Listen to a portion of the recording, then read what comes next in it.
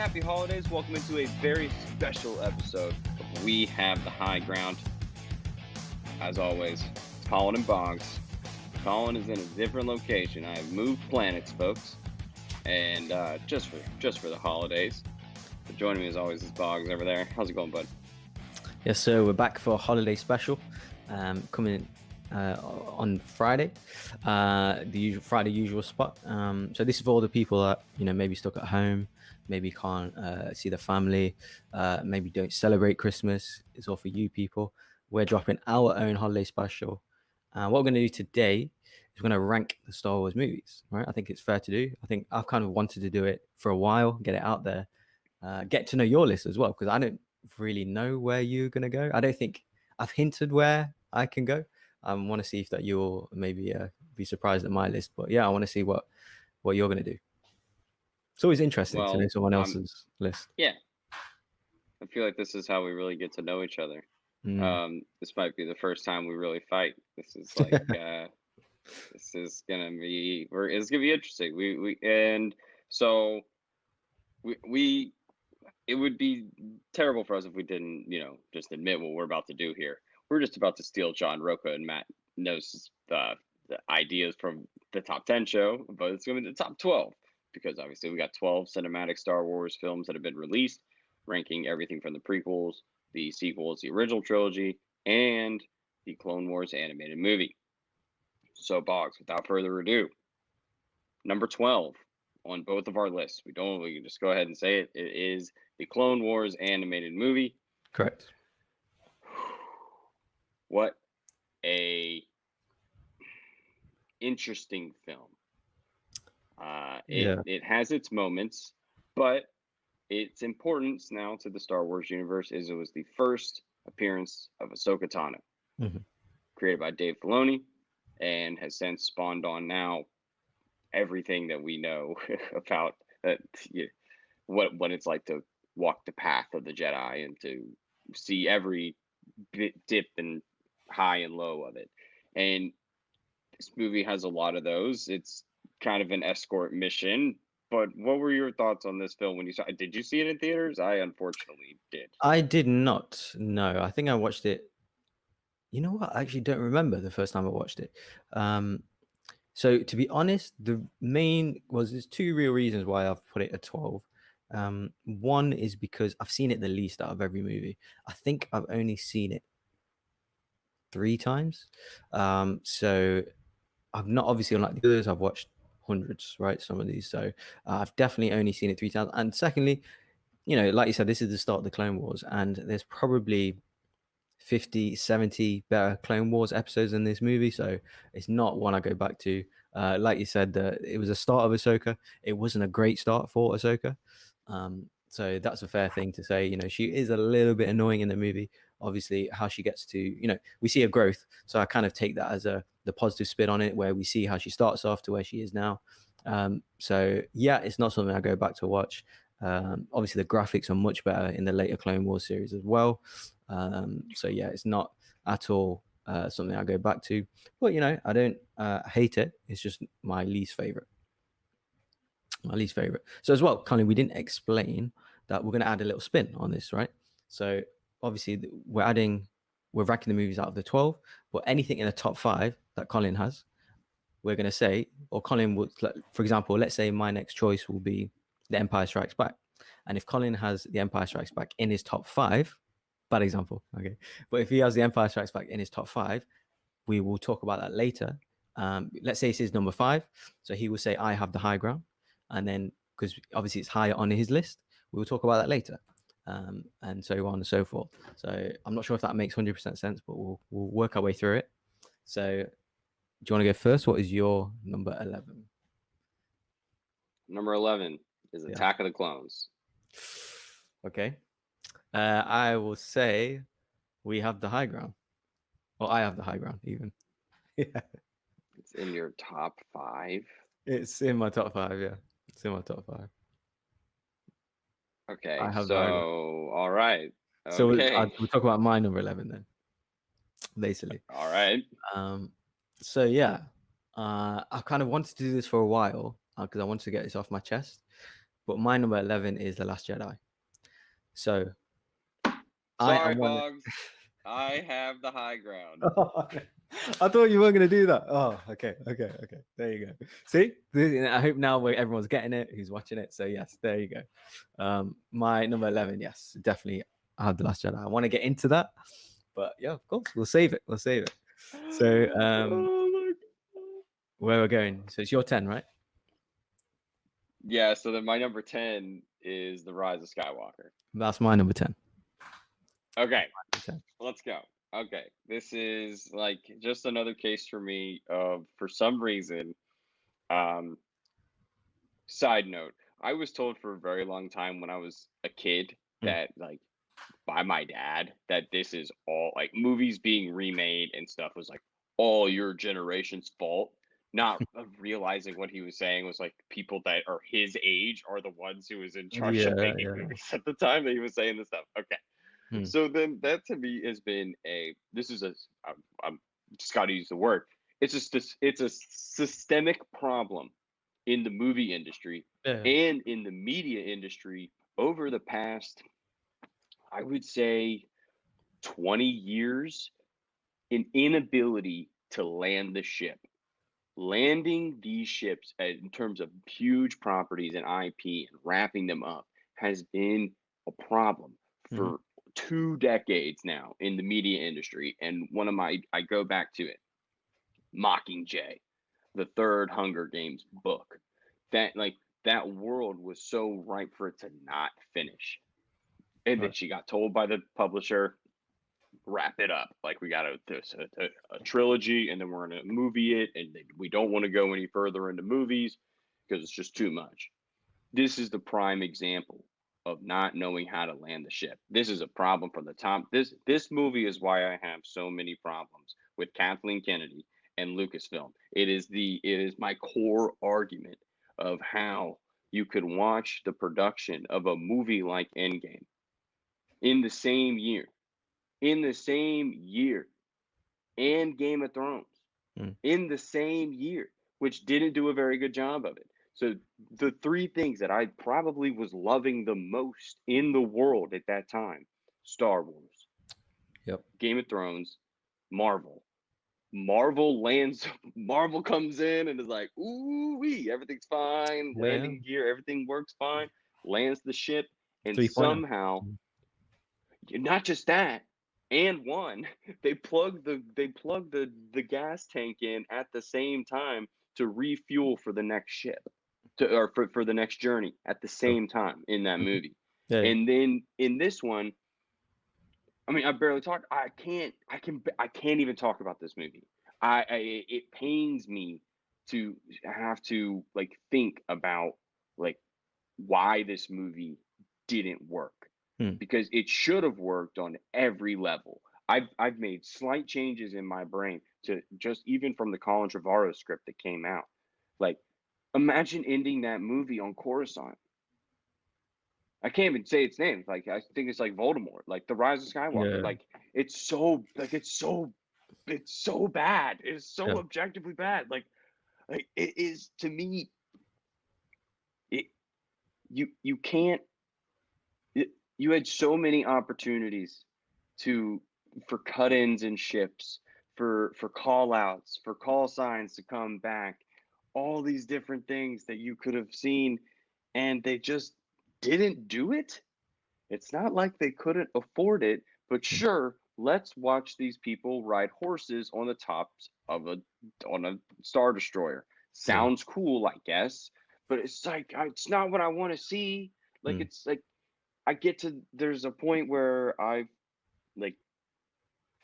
gotten to where the reason why The Last Jedi is higher on my list is because I've been able to, like, separate the stuff that's in that movie for me for the stuff that's not for me that's in that movie, and I'm in love with the stuff that I vibe with. This, I can't separate any of it. But hey, I got my Ben Solo. That was really all I was looking for in that movie, and gave him a little shrug like his pops, and that's kind of the only thing I like about the movie. Ben Solo is definitely the best part of The Rise of Skywalker. and just the Kylo Ren whole kind of his journey, his actually acting performance I quite like in The Rise of Skywalker, Adam Driver. But yeah, I mean, pretty much the same thing. This could have been one of the best movies of all time, full stop, and it was just an absolute flop compared to that. I mean, I don't hate it. I don't hate it, but it is pretty bad. Like I can objectively say, some of the things are ridiculous that happens in the movie.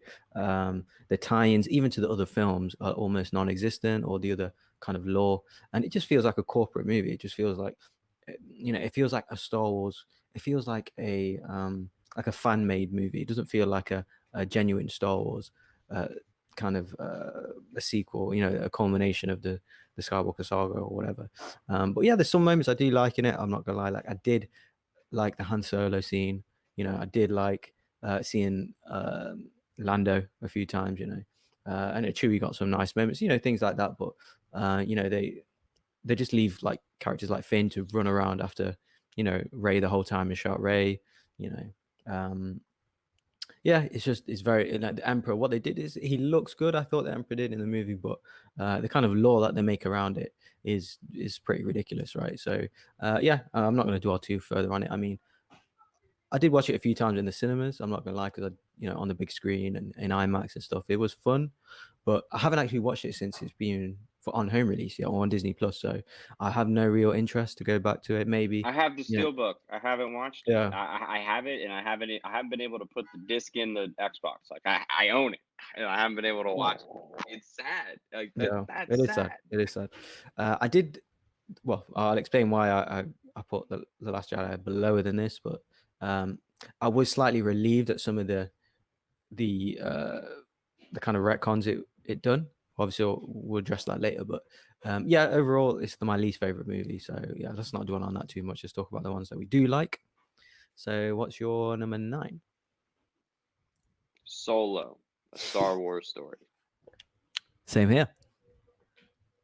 Awesome. We'll Yeah. see. All right, we agree on a couple things. We have Yeah, a yeah. solid foundation. And, for me, this is a fantastic episode of the Clone Wars. It's just good fun. I don't find a lot wrong with this movie. Unfortunately, they didn't know when they were making it that Thandie Newton was going to blow to be a star as Maeve in Westworld. Westworld, So they wish they would have kept her a little bit longer in the film. But I love the way she goes out. That's a tough ending for one of my favorite like B, C tier Star Wars characters maybe in film. Yeah. I love Jon Favreau's what's his name? Rio? Durant. And I think he's just a treat. I love him, and I love that send off. Like that whole crew to me it was really fun. Really felt like the only person missing was like Hondo. Like he Yeah. could have shown up, and I would have been like, oh well. I mean, I guess like they needed somebody to get them there.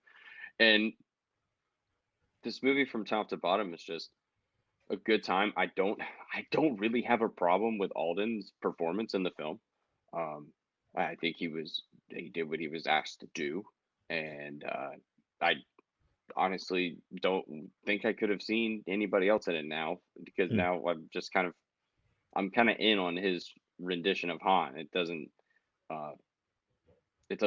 kind of mess with me in any way. Like it doesn't take me out of the film. I know for some people it took him out of the film a little bit, but for me it's like no, it's fine. Like I've heard other people be Princess Leia on cartoons before. It didn't mess with me too much. Yeah. And for me, it's just, and now it's happened again in some other places in Star Wars as well. So for me, their meeting, Chewie and Han's meeting, is probably my favorite scene in the film. Second, he starts speaking Wookiees to him. You're like, it's amazing. And then from there, it just keeps going. Yeah. And it's nonstop fun. It reminds me kind of like a video game too. It like we go here, we got to talk to the boss. We go here, we got to go here, kind of thing. And it was just done really well, even with all the production issues behind the scenes.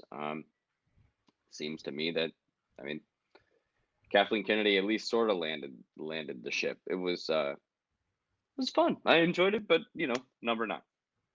Yeah, pretty much the same. So I didn't have an issue with his performance. I know he got a lot of slack to say, Han Solo's just recently died in the obviously in the saga. Why is it coming out now? We don't need it. But it was absolutely fun, like you're saying. It wasn't. So my issues with it was I did like the crew. I did like Dryden Voss. I did like Kira's character. I liked all that. So I didn't really like the finding out the history of Solo. I didn't mind that, like, them things to occur in the movie, but when it actually happened, they were a bit underwhelming. Like, obviously his name reveal, how obviously Solo, it was just some random officer just said, "Oh, Solo," it's silly, right? I'd say the actual what's the run thing that they go on at the end of the movie? I forgot the in 12 Kessel parsecs. Run? Yeah, the Castle Run. Sorry. Yeah, Oh yeah. my God. I felt that was a little underwhelming as well. I mean, it looked Oh, fine. really? It That's looked one of cool. my favorite parts. Yeah, no, I enjoyed it, but like I couldn't tell like if he done The it in. maelstrom, the whole like. Yeah, yeah. I mean, it was okay. It was okay. I mean, there's nothing I don't like about this movie. Just to clarify, the action scenes were good. It's definitely fun. It's just there's no kind of L3 is L3 fantastic. was fun, yeah. Lando again was great. It's just that I think the main issue with this movie for me, it came two reasons really. It came so soon after The Last Jedi, which obviously a lot of kind of controversy coming out of The Last Jedi. It to come so soon after. Like I remember, obviously Last Jedi came out in December. In the UK, it was still in the theaters in about February, so more than 30 days after, nearly two months after, it's still in the theaters. And then Solo came out in obviously May, so not even 2 months or 3 months would be, and we've got another Star Wars movie came out a couple of weeks after Infinity War. So yeah, as a consequence, obviously it was a bit of a box office flop for Star Wars, but overall, yeah, I mean it's fine. I don't, it's not, but to be fair, I did geek out in the last scene. Oh yeah. With Moya, like I was zero expecting that. As soon as you heard the Can we music, I was talk like, about why this is for a there? second? Yeah, go ahead. It seems to me that he's sitting on the throne of Mandalore now that I think about it. Yeah, I remember seeing things like Is that at he the sitting on time. a throne? Yeah, and he's got even just the right lightsaber, the right legs in terms of the aesthetics of it, the look of it, in terms of the timeline. Because apparently they got that wrong when they were filming, and obviously Sam Witwer, who was voicing the character on set, noticed on set like they got the wrong lightsaber kind of thing. So they made sure they kind of they put the right one in thanks to him and stuff. So, but yeah, absolutely fantastic end scene there. But yeah, overall it's fine. I don't absolutely look. Again, this is another one. I don't think. No, I think I have watched it on Disney Plus once, but again, I've probably seen this movie 3 or 4 times Oh, as I went opposed to on the a rest. streak where I watched this like 3 times in a week. Okay. I loved it, Yeah. but for a little bit, like it's just a good time. I was just having fun with it. Yeah. Definitely. Number 8, Mm-hmm. The Phantom Menace. Oh. Okay, that's my 6, so we can talk about it, I guess. That's good. All right, see, that's fine. Yeah. Okay, so this movie came out when I was 6 years old. All right, we got or 5 years old. All right. Right. So there's some precedent to this where it's like I'm more in love with the toys that I had of everything that involves around this movie. Like that's where my memories stem from this. The books surrounding this movie I love. The characters in this Yeah. movie I love. There's just parts of this movie, the things that take place on the ship where they're like just talking with the Naboo people. It's just there's moments of this movie where I just can't. But the movies where I can't are like the back 45. The back 45 of this movie are a tight, crisp Star Wars movie, and that's really where it found its footing. Once they land on Naboo, hook up with the Gungans, everything kind of takes flight from there. But there's some stuff I just that it's hard for me to go back and rewatch it. I'm sure if I do give it a bit more chances, it would probably go up a bit higher. But right now, to Mm. me, it's not a completely solid Star Wars movie. But the stuff that I love about it is that back part where it like Anakin going up and flying that ship is just absolutely ridiculous. Though I just got like that's just absolutely bonkers. R2, what do you mean stay in the ship? We gotta come back. He's like, "Oh Yeah, well, R2 definitely I guess I helped am in him the out. ship." Yeah. For That's me, all I was saying, right? That's all I was saying about Luke. yeah, exactly. For me, how old was I? I don't remember. I think I was about 11 when I seen it. So I was prime age for this, and I absolutely ate it up. Loved it. To be fair, when I first saw it, I didn't understand the politics of it. I couldn't break down exactly what they were talking about. But obviously, the older I got in my teens, that's when I kind of figured everything out. I didn't. So I was, yes. So things I liked, I didn't like. So I actually thought the I'm trying to think of the kid's name. I forgot the kid's name. Anakin's, what's his name? Jake Wood. Yeah, Jake Lloyd. I thought his performance was Oh yeah, he crashed his fantastic. car in South Carolina, the state I live in. Like Fantastic. when he crashed his car, that was where Yeah. he did it here. Okay. So no, I thought as a child actor to show, he had to show emotion, he had to show action, he had to show intrigue. Like I thought, this kid's amazing. And then growing up and realizing the stick and the criticism he gets, I couldn't believe it. But yeah, like Qui-Gon Jinn, he's absolute awesome in this movie. Well, it's a little bit like a detective. I feel like, kind of being inquisitive with the Jedi Order, and like being like a kind of looking over Anakin and the whole situation with the Queen and stuff. I loved it. I loved the young Obi-Wan. Behind, I put the Duel of the Fates lightsaber fight in top 3. The music was fire. Darth Maul was fire. I love it. I have such an affiliation to this movie. I love the politics in this movie.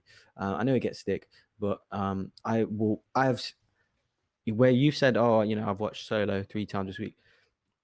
I watch this movie 3 times a week, just generally. Just it's always on in the background. We have like pay channels in the UK. Obviously, it's just always on every day, and whenever it's on, I leave it on and I watch it because I know that Duel of the Fates fight is coming. I know obviously Yoda's coming. I know Mace Windu's coming. Palpatine's coming. There's just so much kind of lore there, and I love it. I love it. I'll be honest. I'm whatever you want to call it, a prequelist or whatever. So it's my 6. Well, yeah, I absolutely love this movie. There's no hate from me from this. So yeah, that's my 6. So my 8. Sorry, so my 8, right? So you done your 8? Yeah. My 8 is Rogue One. Oh. Yeah. Okay, that's my 6. So okay. let's tango. Yeah. So yeah, I mean, the first time I seen it, I didn't like it, except for the Vader scene. But the more I do watch it, the more I appreciate it. I really like the score. Initially, I didn't, but the more I watch it, I like the score and just the fun kind of war movie that it is. To see the kind of, it's almost like a spy movie. Obviously, action heavy. I love the politics of it all. Mon Mothma character. Yeah, and just kind of Jyn Erso's journey. Obviously, Orson Krennic for me is the best character in the movie. The Vader scenes, I'll be honest with you, on the first time I saw it, I was so engrossed in it. In hindsight, they're not great for me. They're not great. But obviously the end scene is, obviously without saying, but his actual, his dialogue in the movie. His dialogue is trash. Yeah, the actual voice of James Earl Jones. Choke on your aspirations. Yeah, exactly. Come on. Like what is Krennic. Yeah. But even some of the effects in that movie, like obviously Gareth Edwards directed, and obviously he directed Godzilla before that. So you see the scale of, the ships, the planets, the characters, and I love the tie into obviously A New Hope in terms of the battle above Scarif. Like that, the character being the same characters in that. I geeked out in the cinema, in the theaters when that happened, seeing, the kind of Red 5, who was Red 5, and, the whole kind of rebellion with that. So, and I did like the talking CGI thing. I actually really thought it was good. Yeah, and obviously the end scene is end scene. You don't need me to tell you how good it was. It's one of the best scenes in all Star Wars. So yeah, I really like it. It's my 8. I feel like I do really, really like this movie, but I don't love it. I don't have that passion for it as much as the prequels or some of the other movies. So yeah, it's good overall. But yeah, I need to watch it a few more times for it to drop or higher on my list. Yeah, for me, this movie kind of feels like it was kind of made for me. I love Mhm. war movies, Yeah. and this to me felt like Fury or Saving Private Ryan in Yeah. Star Wars. You know, it just Mhm. kind of had that. It was one of the first Star Wars movies that was really one mission. Yeah. You know, not four different things going on here. Not Mhm. somebody going off to this place, somebody going off to another place, and then we'll eventually all reconvene at point C. No, Mhm. we were all on one mission the entire time, slowly gathering people up for our cause, and it works from top to bottom. And I love the fight on Scarif is just fantastic. For me, seeing Admiral Radis come in with the Yeah. hammerhead, Good shot. Good poof, shot. and Yeah. just pound right into that. I was like, It's great. "What It's great. in the world is this?" Yeah. Because that's something you'd seen in my Star Wars encyclopedia that I had Yeah. when I Yeah. was a Of course. kid. In the ships, you'd see the hammerhead Video ship. You're like, games. Yeah. I'd like to see them use that thing, right? Mhm. Video No games as well. doubt. I'd love to see them use it, and it's so much fun. And Mhm. I love. For me, it was the year of Ben Mendelsohn. For me, it was Yeah. like Yeah. I love Ben Mendelsohn. He's so dope. And I love him. Like I wish he would have had a little bit more play in Star Wars. So I hope he comes back and we can get Yeah. some cutscenes, maybe in Andor, that he might be like the villain that because they're all kind of on this mission of like Mhm. trying to find the Death Star, Yeah. or what more info about the Death Star. And if that's going Mhm. to be a lot of Cassian's intrigue into, maybe that's how he gets into the rebellion, is he realizes just how bad the Empire is because he was trying to stay away from it, and Mhm. now he can't stay away because he sees what they're trying to do. And having Krennic as the background would be so sick. Man, I love him. Like people Yeah. hate on Ready Player One. I love that book, but No. like No. he's so like 80s villain bad in that A movie proper that it's character actor. perfect. Oh, 100%. So for me, and of course, I mean, we can sit here and talk about the Vader scene all day long. That's on. Yeah. We got the channel TNT here in the States, and they have the movie rights. And if you're Mm. watching NBA like later Mm. into the season, they usually run the Star Wars movies in May. And so you'll Okay. be watching it, and then they'll run like the Rogue One commercial, and you see the dude like running to try to hand the plans through the Yeah. door, and I'm like, yeah, get the plans to the, like every time that movie makes me feel so anxious and so stressed that it's Yeah. not gonna It does. work. It does. Like You're I right. feel You're right. like every time that they're all gonna die and they're not gonna get away, and you feel like Yeah. there's no way Vader's gonna let them get away. And the Yeah. way he's standing there, like, bum, ba-da-da-dum, bum, like, oh, like, it's so good. And the Yeah. score really does grow on you because it Mm. is kind of hard for what they First asked time. First Jake time it's Gyllenhaal to hard. do. Like Yeah. it was. First time watching it, it is hard. And Hey, then, but like you said, yeah. but once you come back to it, it's not as bad as Solo. And you're like, once you realize it's not as Yeah. bad as I agree. Solo, you're I agree. good. Like, I yeah, agree. you take like it's got its own unique moments because it doesn't have any what it really doesn't have any of those characters. The only thing you would have liked to have seen is a couple more Imperial marches when it came to like the Empire scenes. But like other Mm. than that, everything was original because it had to be because they Yeah. were all original characters Mhm. aside from Vader and Tarkin. So Yeah. there was they did what they had to do. Yeah.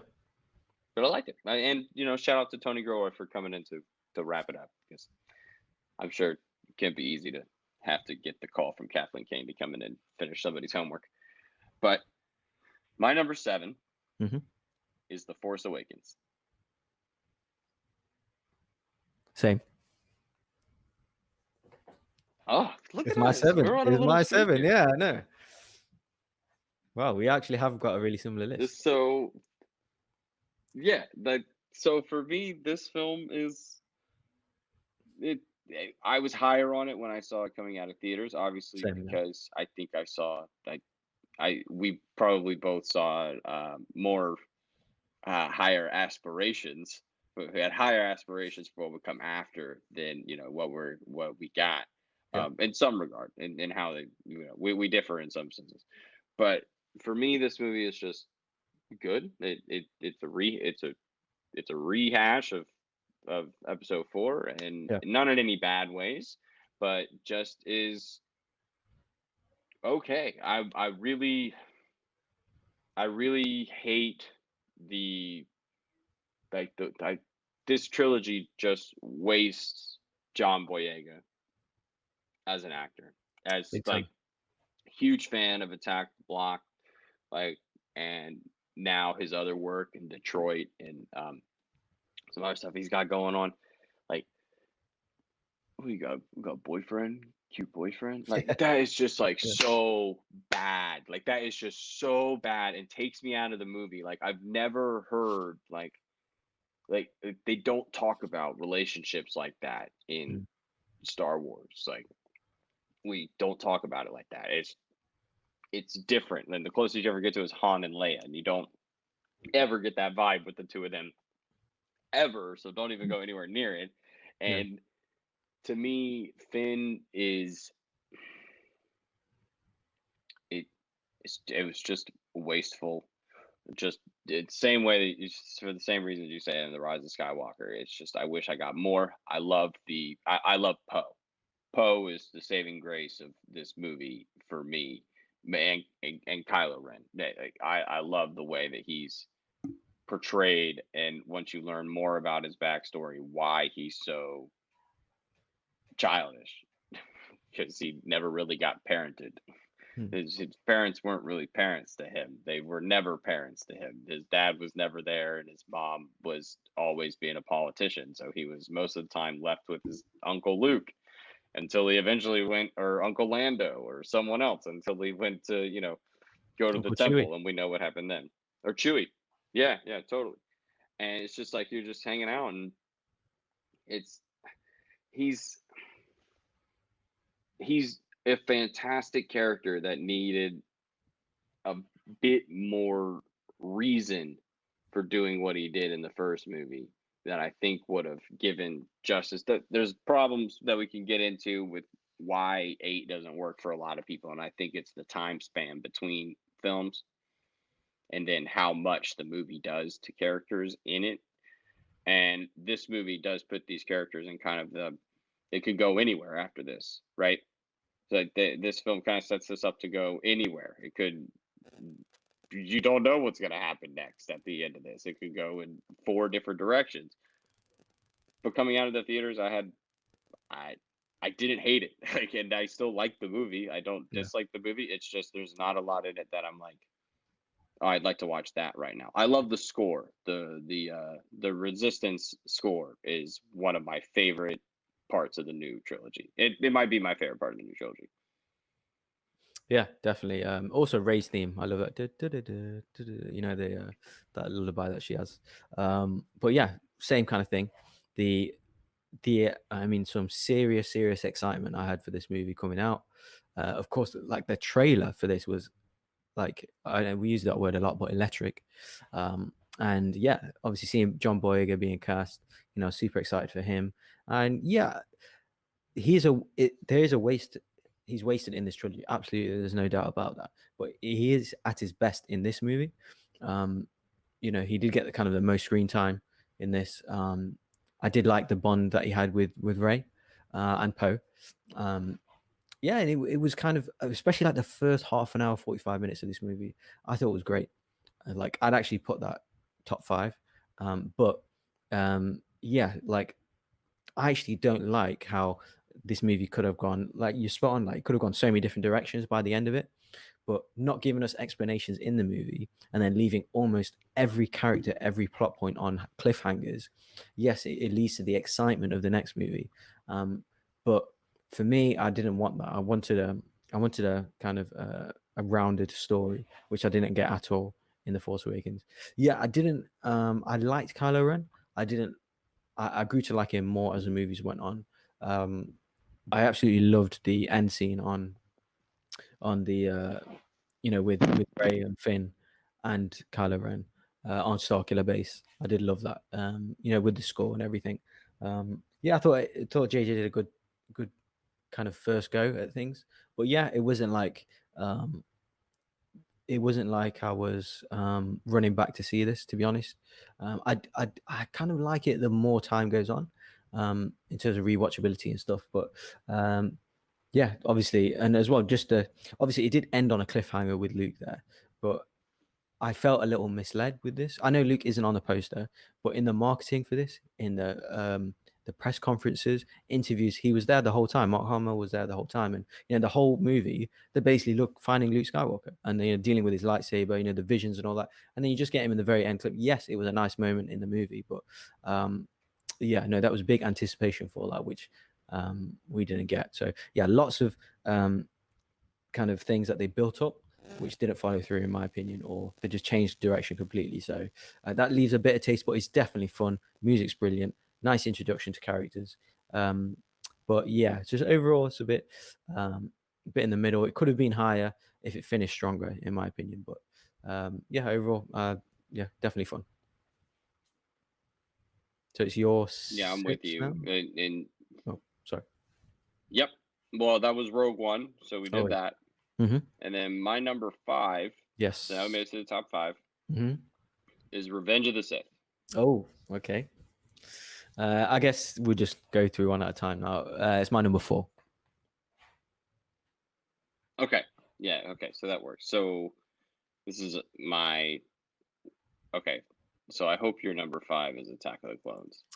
It is, yeah. Okay. So this to me is like the peak of my childhood. Like this came out like right as I'm like 9 years old, and this to me is like I've grown to love it more and more as I watch it now. Now I can go watch season 7 of the Clone Wars and run all the way through it and line it up with the cut of all the episodes. And it is it's so much deeper than it appears on the surface. Correct. Surface level, it is not. Surface level is not a good movie. If you are coming in this movie like a parent or just somebody like bringing their kid to watch a movie, you're like, what is this that I'm watching right now?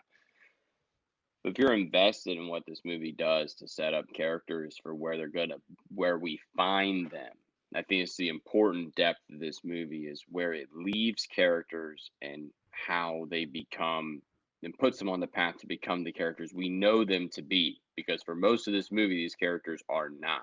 Obi-Wan Kenobi is not this old hermit man. He is a boisterous, he's full of energy, he's still full of life, and that all you see that visibly gets sucked away from him when he believes he murders his best friend and his brother, and you see that stripped from him. You see Yoda lose an entire order of Jedi, and this will go to a point of why a certain movie is higher on my list. You see this again. You see the toll that it truly takes on someone when they feel responsible for that kind of death. And it goes back to me, my favorite quote in the MCU, and someone can quote me on this because it truly is. When Peter Parker is sitting on his bed with Tony Stark in Captain America Civil War, and Tony says, what gets you out of bed in the morning? What gets you in those spandex, in those tight spandex? And he goes, when you can do something and then the bad things happen and you don't do anything about it, they happen because of you. And I feel like that sentiment with Yoda carries through into why he goes into exile, along with the idea that he has to like preserve the Jedi Order, but that's not really like talked about. He just like kind of goes into exile to survive because they're coming for him, right? I mean, there's no other way around it. They're going to just keep hunting him. And that sentiment to me carries over into The Last Jedi, which is why I'm more adamant for that movie than most. But to me, this film embodies it wraps up the trilogy fantastically, and like I said before, it leaves characters where it just sets them on their path, and in a really, really fantastic way. For me, also, that last fight on Mustafar, if you're not in as a 9-year-old, then you probably should go play sports. Yeah, exactly. So yes, my Revenge of the Sith is number 4. I could even I if I was brave enough, I'd put it as a 3. So like I love this movie. Like you said, it's so dense and it's so thick of lore. It's fascinating from start to finish for me. Every scene, every character, every the world, the you know, each planet that they go on, the story. I love Anakin's fall to the dark side. Um, I love everything to his Mace Windu, Palpatine. Like the performance of Ian McDermott, I thought he should have been nominated for an Oscar. That's how good he was in this movie. Like he's that good. He's that gripping. The overall, of course the score, of course the lightsaber stuff. But I do disagree that on the surface it's not a very good movie. I don't agree because on the surface people knew that this movie was you were going to see Anakin's fall to the dark side. So even as a surface level movie, you cannot not be entertained by him and Palpatine and Mace Windu and Obi-Wan scene and all that stuff. So I do, and obviously everything with Padme and stuff like that. So of course we've seen Obi-Wan in his prime. I love him and Anakin's relationship, and even the stuff with Dooku at the start. There's so many ebbs and flows in this movie, and ties into the whole lore because it's like right in the middle of the whole kind of timeline, and it all kind of revolved around this movie. And for me, it came through big time. And yeah, I absolutely love it. It's very dear to my heart. It's probably the movie I may have seen the most out of all of these. Yeah, absolutely love it. I mean, I'll always have an affiliation for Hayden Christian, particularly from this movie. Even like I know he gets so much criticism, but I love his acting in the movie. It just suits the world and the universe, and that opera scene with him and obviously Palpatine is fantastic. I think so. Obviously talking about Darth Plagueis and all that. So yeah, I absolutely love this movie, and I'll watch it 100 times over than any of the sequel trilogy movies. So yeah, absolutely, it's quintessential Star Wars for me. So that's my number 4. So you're number 5, am I right? You're mute. Oh no, That was did I say that was my my number 5. So now this is your number 5. yes. My number 5 is Attack of the Clones. So the reason why, so it could have easily been number 6 instead of Phantom Menace. The reason why it is above, because some of the scenes in this movie is I think it's some of the best in Star Wars. So for example, Obi-Wan and Jango Fett on Kamino. I absolutely love Anakin with the Tusken Raiders on Tatooine with his family, with the Jewel of the Fates music playing on that speeder bike, and I absolutely love the Geonosis with all the Jedi, with the introduction of the clone troopers. That's some of the stuff that I want to see in Star Wars. That amount of Jedi. That's the most that we've had in the whole canon of Star Wars, where what we've had, however many, there was 200 Jedi fighting, with Dooku and the whole separatist thing and the droid stuff. So them moments and the score, I think, is fantastic. Yeah, obviously the love scenes are great, but for me, I put that aside. Like I said, I like Hayden Christensen's acting in this. I like the relationship between Obi-Wan and Anakin. I like when they're kind of finding I forgot the assassin's name at the start. Is it Zam Wesson or something like that? So I like all that stuff. For even people criticize the effects. For me, I think the effects are great. They still hold up. I think the original trilogy effects still hold up. So even these effects for me are fantastic. But I do. Like, there's nothing that takes me. I've watched movies this year that take me out of the movie effects wise. I think these are still great, and I think they hold up well. And I love this world. I love the time period that we're in. I love the characters involved, the storylines involved.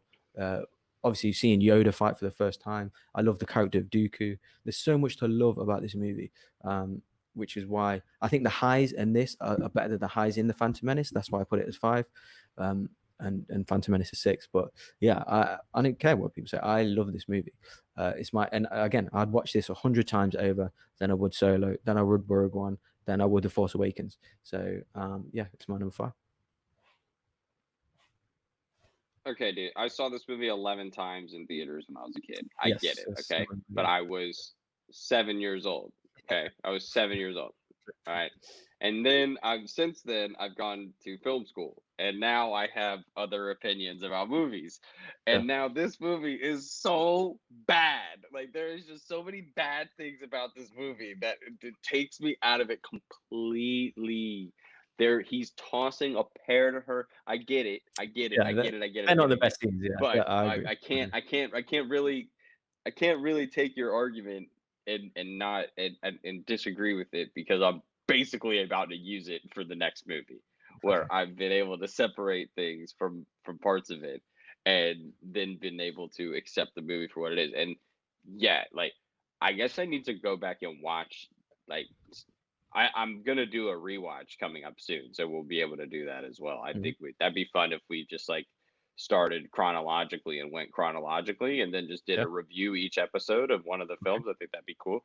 Sure. Um, but like this one to me, I think is one that like I definitely enjoyed as a kid. The lightsaber stuff is dope, and to me, my what this movie gave me is the Clone Wars. It Mhm. gave me my Tartakovsky Yep. Clone Wars cartoon. Like that Mhm. to me is my Clone Wars cartoon. I remember Mhm. watching the 5 minute clips on Cartoon Network as they Yeah. happened, like live. I watched that Mhm. young live, and then my mom's Mhm. like, "They got it on DVD." I was like, "What do you mean they have it on DVD? Go, Yeah. woman, go, woman, go!" Like I was like, "Please give me this stuff now." And it showed us Anakin get the scar for the first time and all that. Like Mhm. that's how we found out how we got the scar. It's never been shown in any other medium except that, except his fight with the Asajj Ventress. That's the only time he's been shown get to have been given the scar. Mhm. But that's what came for me from Attack of the Clones was the immense lore. So for that, 11 might be a bit harsh, but the way I did my list was with the rankings and it was comparing them against movies. And Yeah. so I guess like in my heart, it's higher if I Yeah. was like my heart rates, but like in terms of ranking the films, Yeah. I cannot justifiably put it in my top five. But I get that like there is stuff in it that For me, is it's heart over head crucial. every time. Every time. But sorry, carry on. I'm just saying the way I vote. Mm. Yeah, for me, it's there's just stuff going on in it that's crucial to the Star Wars universe that we have to acknowledge is Mhm. great and pushes the story forward.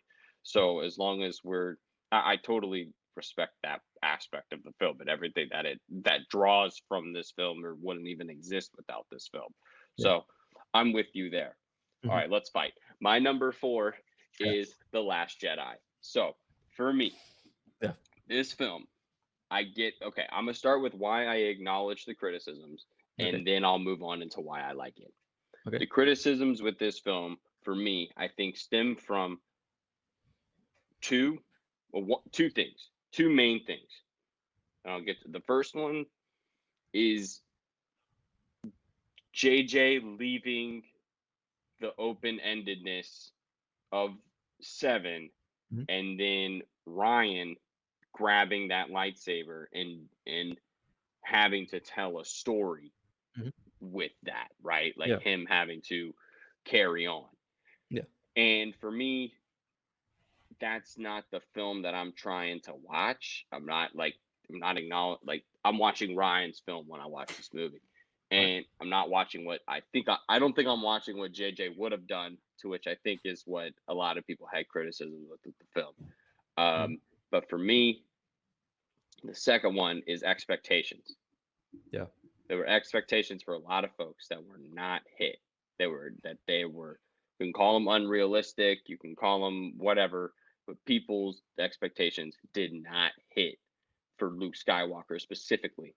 But for me, I saw exactly what I thought Luke Skywalker would have done. Like that to me is exactly what would have happened. An inability and like Luke Skywalker doesn't like didn't get to see the man he becomes, but we can see the old man he becomes after losing everything. And that to me is something that can never go unsaid that like if you don't criticize Empire after watching episode 3 for Yoda just running away, I would say that like it's very unfair to criticize Luke for doing the same thing even if you just wanted to see Luke Skywalker be a bit more of a badass. Like if that's where I feel like a lot of people like took a misstep with this film was like they were not a fan of how Luke ended up and how they treated Luke. I for one saw the Luke Skywalker from episode 4 just being a kid, like, or really just being every time you saw him with Snap, or or anyone just in the rebellion joshing around, like when he's in his jumpsuit. That's the Mm. guy I saw training Ray, And he gives one of the biggest data dumps in the history of Star Wars when he starts landing on her, like, at the history of their power, the Jedi Order allowed Darth Sidious to rise underneath their noses. And he's rightfully criticizing them. Like and he notices stuff that, to me, it's why Kanan Jarrus is my favorite Jedi of all time, because Luke kind of realizes that, but he ain't wrong. There's a lot of stuff going right here where we can't walk this Jedi path where there's stuff that they did right and stuff that they did wrong, and he realizes that, but doesn't know how to do it. And it's not necessarily his destiny, which I guess then ties into Rey being the picking up the mantle and trying to do what's right. But to me, this film is, and that's my Luke train of thought. It's Kylo and Rey's film. I am in love with their relationship in this film. To me, they, like, you can call it the dyad, whatever, in the Force. We give it a name, I don't care. Their connection leading up to that throne room scene, my man, is awesome. I had not been so enthralled in the movie theater, like, in a minute. Like, that scene to me is one of my favorite fight scenes in all of Star Wars. The colors, the sounds. Like, I love Kylo's blade. I love how unhinged it is. I love how it's raw, and those are exhaust ports on the side. It's not a crossbar lightsaber.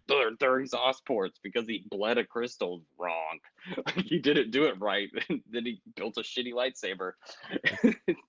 And to me, he's just like, he finds a lot of himself in this film that leads him on the path in 9. And this guy just can't stop killing people. I mean, he just keeps killing everyone. So he honestly, he does a lot to push the plot. But to me, Kylo and Rey in this film are just, they're it for me. They're and it's why I dislike 9 so much, because I feel like they dropped the ball on that. And like you say, they retcon a bunch of shit, and it just seems like nothing happened. But I feel like that also stems from a bad decision on maybe Kathleen Kennedy's part to not tell Rian Johnson to take a time jump. Maybe don't pick up 2 hours after 7. That is a gripe that I have with the film. And then I'm not even going to mention the stuff at the casino. I'm not even going to talk about it. Yeah. This movie's a lot for me. So, I mean, you make some good points, and I'm not here to kind of criticize other people's opinions or take shots at. I like Rian Johnson as director. I can't stand this movie. I'll be honest with you. Nearly every scene irritates me. But what I'm going to do, I'm actually not going to tear it apart. What I'll just say personally for me is that I went to watch this. So what happens is this was released on, I think it was a Thursday night, right? That's when premieres occur at 12 a.m. Okay. I watched, it was like a double feature. It was me and 2 friends.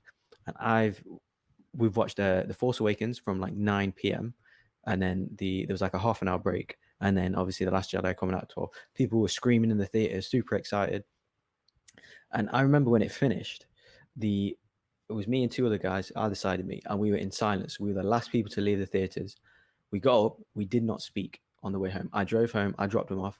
I got home, I couldn't sleep. I was in shock. And we were obviously had like a group chat, and they messaged me to say, WTF was that? And I text back and I said, I'm sorry. And that was the first time I saw it. So the next day, I watched it again. I thought, do I really like this, or do I absolutely hate every single scene in this movie? And and it's the latter. I can't stand it. I despise this movie. The jokes in it, so again, I'm not going to tear it apart because people love it, and it's some people's favorite Star Wars movie. For me, it's not for me. So what I do is, so I do have an issue with what you said in terms of, I agree with one of the points that you're making. Like, obviously, The Force Awakens happens 30 years after Return of the Jedi. This movie happens the same day as that movie ends. I think it happens over like 2 or 3 days because Rey goes to sleep a few times, and then obviously the Rise of Skywalker is like a year after. So what I do, more or less in my own headcanon, is them few days that in between, I pretty much take them days out of the canon of Star Wars and throw it over my shoulder like Luke does. That's how much I despise this movie. So I'm not going to tear it apart, the actual, the intricacies of the movie. But you are right. Obviously, Kathleen Kennedy did give Ryan Johnson the keys, which I think that was the biggest mistake there, because he's just gone against so many. For me, I feel like he doesn't understand Star Wars as much as I don't know. He doesn't. For me, like he just didn't. I felt like he missed big time, and it doesn't sit well with me. I'm one of them people that you might see on online that hate Star Wars. That hate The Last Jedi, and I lost hope after watching this movie. I thought they ruined Star Wars, but that's why I rank The Rise of Skywalker a little higher, because they did retcon some of the stuff, which I didn't think was great to see, to be honest with you. But I was happy that it didn't end on The Last Jedi, because I hate that movie. Basically, that's the one Star Wars movie. To be honest, if I was braver, I would have put it number 12. I wanted to, but I didn't. But I do appreciate some of the stuff, and I do appreciate the cinematography in it. The graphics in it are good. I did like the R2 and Luke scene. The Yoda scene was nice as well.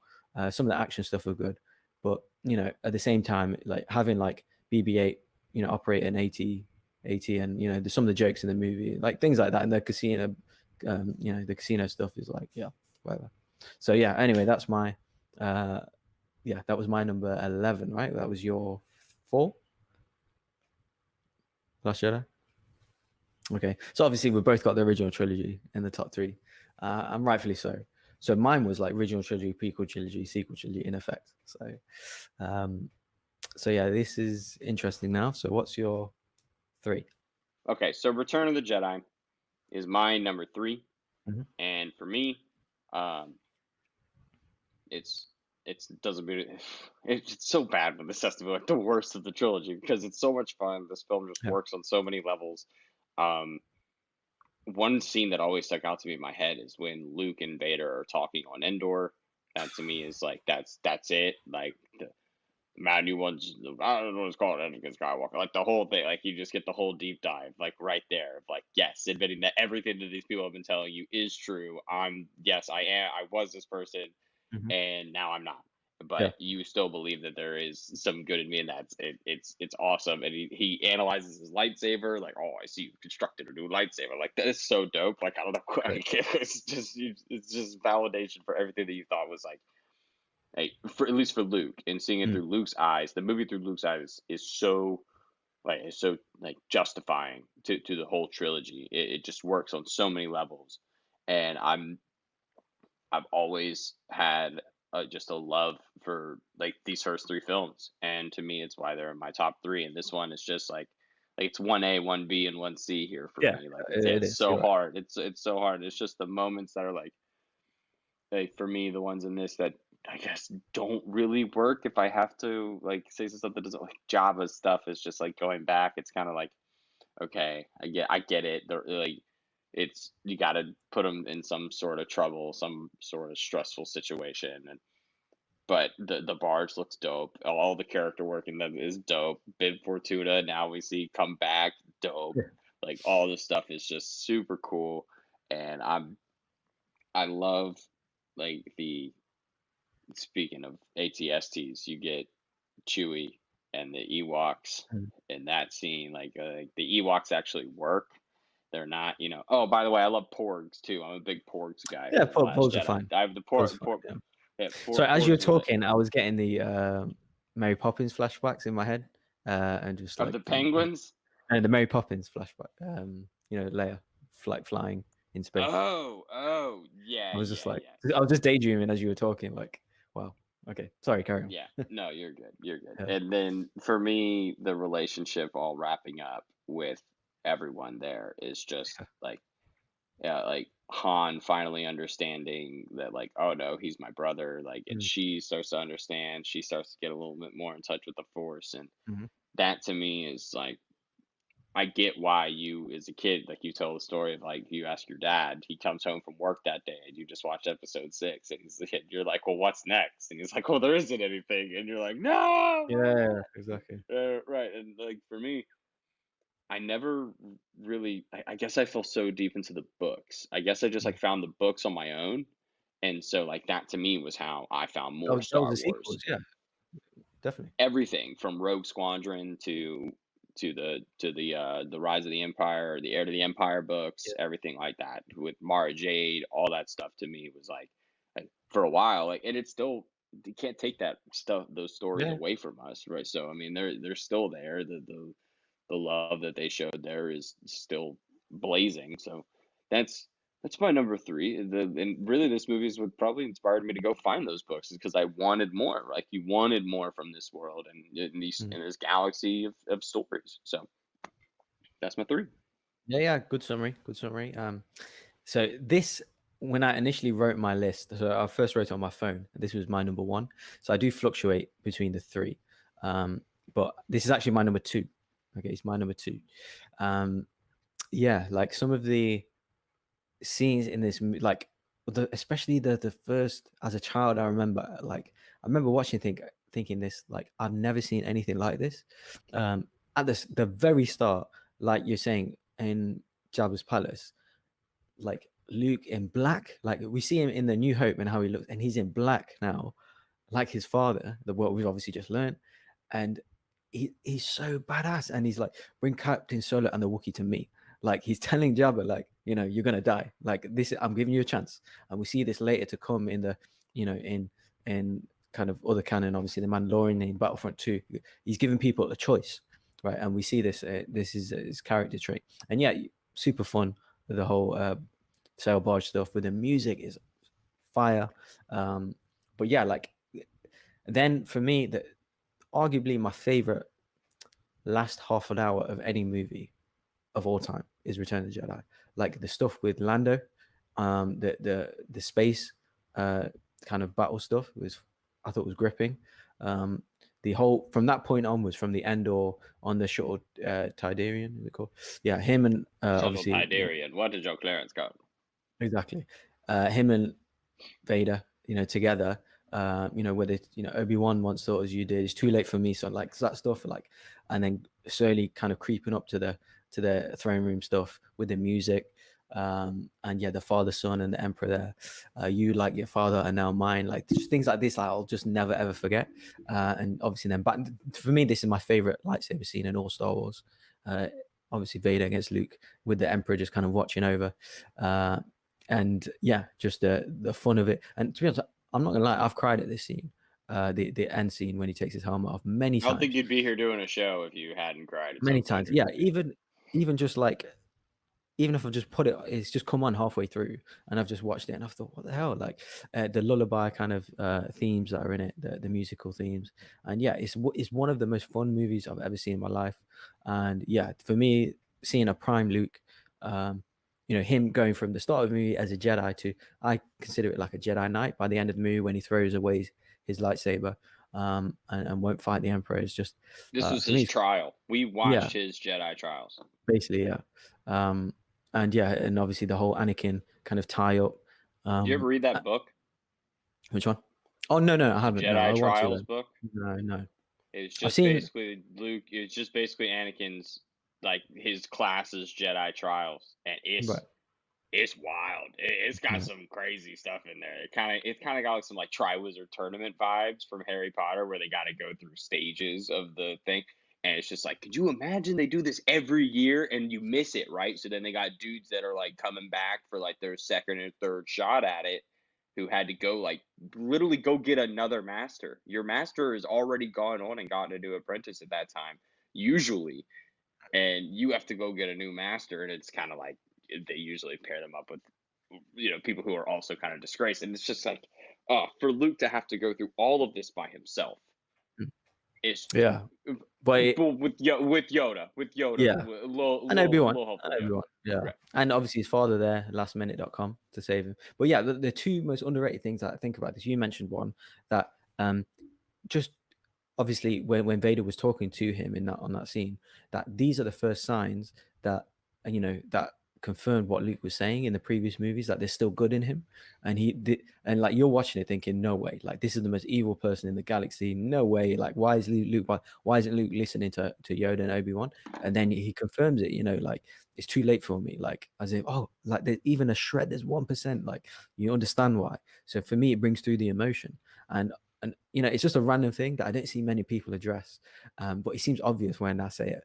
But on the sail barge, when R2, when he gives a signal to R2 and he fires that lightsaber and he catches it, I remember the first time watching it, and he ignites it, and I'm like, it's green. How the hell has he got a green lightsaber? Because obviously in the previous ones it's blue, right?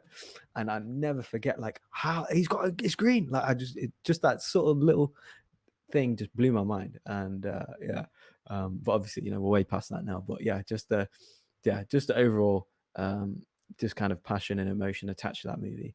Yeah, it could easily be my one, but I've put it 2 on my list. So yeah, your 3 was Empire. Sorry, your 3 No, was 3 is Return of the Jedi. Return of the Jedi, and then So my 2 is my A New 3. Hope. Okay, let me Oh, do my sorry, 3. sorry. It doesn't matter actually because they're all top 3 anyway. So my 3 is Empire. Yes. So in It's my terms number of 1.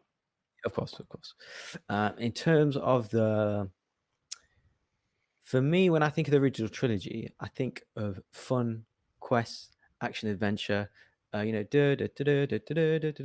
I just think of, comes to my mind is A New Hope and Return of the Jedi. Empire is the other one, which of course I absolutely love, but obviously it is darker. But I just prefer the fun stuff that's in Return of the Jedi, the Emperor and the Luke stuff, over the kind of Bespin stuff. Obviously, I absolutely love it. I'll never say a bad word about Empire, but just for me, I'd rather watch A New Hope and Return of the Jedi over Empire. But of course, like, I absolutely understand why it's everyone's favorite. But just for me, seeing a prime Luke is just my thing. And yeah, I mean, what else can be said about Empire? Obviously, one of the greatest movies of all time, no doubt about it. But yeah, it's number 3 for me in terms of, because I can cry at Return of the Jedi. I'll be honest with you, I've cried at A New Hope. Just the fun kind of aspect of it. I don't think I've that emotion I get from Empire. Although I obviously it love is. you, I know. Are you Yeah, joking? Right yeah, of there, course. bro. Yeah, no, but no, that's it. So yeah, I absolutely love it, but no doubt. But yeah, you go ahead. So this movie is kind of like what like it should be recognized as like what how you like create emotion within a story and give depth and stakes and create They lose, real right? They fear. lose. They Heroes lose. lose. Heroes lose. When does that happen? Yeah, especially then. What Find was me it, a movie 18? where that, especially then, 1981, 19, I'm making 1980, right? Like they're when do you do that? Hmm. Indiana Jones won every single time. Hmm. They kill Jaws. They kill Jaws again. Like they don't like every single one of these movies Yeah. wins. This movie loses. And I honestly have a hard time finding another film that loses as well as this one does. Like like you don't, even once you get into like Lord of the Rings, Hmm. those movies don't lose like this. Hmm. They have little ebbs and flows in it, but there's Hmm. always other stuff going on. This main family here loses one of their own. Like they don't know if they're ever going to see Han again. They don't know if he's going to make it to Java, or they don't know if he'll make it past Java, right? When we find him in episode 6. But this movie as a film, the depth of what they're doing here once they get to the basement fight scene on Bespin, you're, oh my god, I'm taken to another world. And then that one of the things I love about 7 is is Ray's vision, and when she falls back into that scene, you know Yeah. exactly where you are. You know exactly what aesthetic you're in. And that to me is like that's an important moment in the whole trilogy because it shows its importance to the entire story of the Force over that time, of how that's where the tables turn to where Luke being told that Vader is his father, Hmm. that's what pushes him to achieve greatness, to not become his father. And that to me is like one of the like strongest messages I got from this is like you do not have to like follow in the footsteps of those who came before you. You can blaze your own path. You can take your own steps towards greatness in whatever way you deem necessary. And to me, Luke loses here, but he wins because he finds true purpose in this film. He finds like the things in his life that are precious to him, like that he didn't know before. He feels more, he feels closer to Han because now he's lost him. Feels closer to them because now he needs them. And now he rallies around this family that comes to find him, is what, like they realize how much they need him throughout this film. And that's a separate thing as well. And C3PO getting torn asunder is one of my favorite things in the world. Just getting dragged around by Chewie, and then just, if there's one thing in cinema I need, it's what is written in R2D2's script that Anthony Daniels is responding to every single time. It's the only thing in life that I wish I knew is what R2D2 says in this movie, because I know it's just filtered, it's just full of F-bombs all over the place. But I love this film. Love it. Yeah, of course. So that would mean your number 2 is... My number 2 is Return of the Jedi. So my number 1. Okay. Or so we've done it. We've made it to the last one. Exactly. So obviously your number 1 was Empire. My number 1 is A New Hope. Yeah. It's just as I said before, it's, for me, it's my favorite movie of all time. It's just so fun, and really it's the hero's journey, and just seeing the polar opposite of obviously Vader, and even watching it now, right? Every single, apart from the only criticism I give it is the first 15 or so minutes is a little slow. I will say that now. After the basically after Luke picks up R2 and they're looking for with the Jawas and everything. After that scene, literally every scene is so quick, like it's so sharp. Every scene is important. It's actually hilariously funny the more I watch it. Like Han, saying to like Luke, where did you find this old fossil from? Like just everything is so energetic and fun, and Princess Leia is hilarious, C3PO is hilarious. There's so much, obviously, of course, lore. Everything looks beautiful. Obviously Luke kind of being I love Obi-Wan in this movie. Like, he is the embodiment of Star Wars in this movie, I feel. And yeah, obviously given that kind of Luke, the little sprinklings, bringing him along, and then just basically just hearing the score, and obviously the Tatooines, the twin sun settings, and the most emotional parts for me, for some reason, is just the trench run. I have no idea why. It's just the way it's shot, the way the music is, just obviously Luke kind of putting away his his targeting computer, and they say, what's going on? And then you hear Obi-Wan, and then he's in trouble with Lan, and then Han saves him out the blue, and then he's like, let's blow this thing, get out of here, kid. And then he's kind of I just love it. That's like, yeah, it's just absolutely just.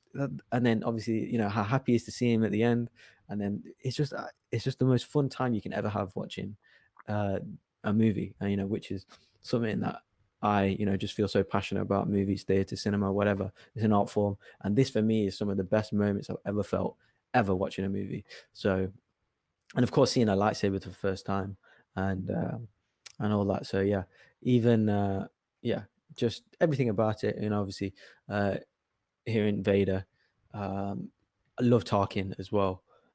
Just seeing the ships, the battles, absolutely my favorite movie of all time. I do sometimes put Return of the Jedi as number 1, particularly for the last half an hour, 45 minutes. But overall, this is the way I pay.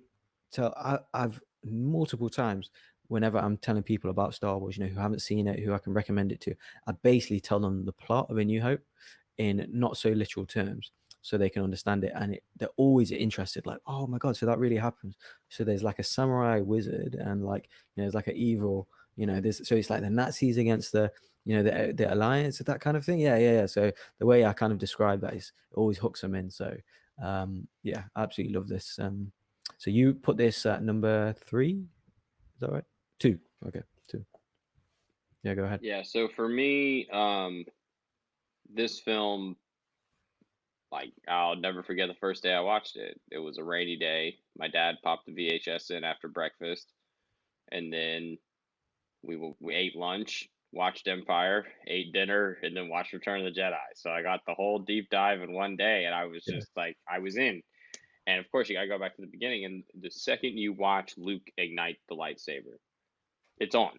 Yeah. You're in. You're in immediately. I'm like, what is this? Like, what are we doing here? And he like gets mention of the Clone Wars, right? Mhm. You get like it's His father, yeah, he learned. Yeah. his father, Anakin Skywalker. Like he Mhm. says, Anakin Skywalker in the movie. Like, what is this? Oh my god!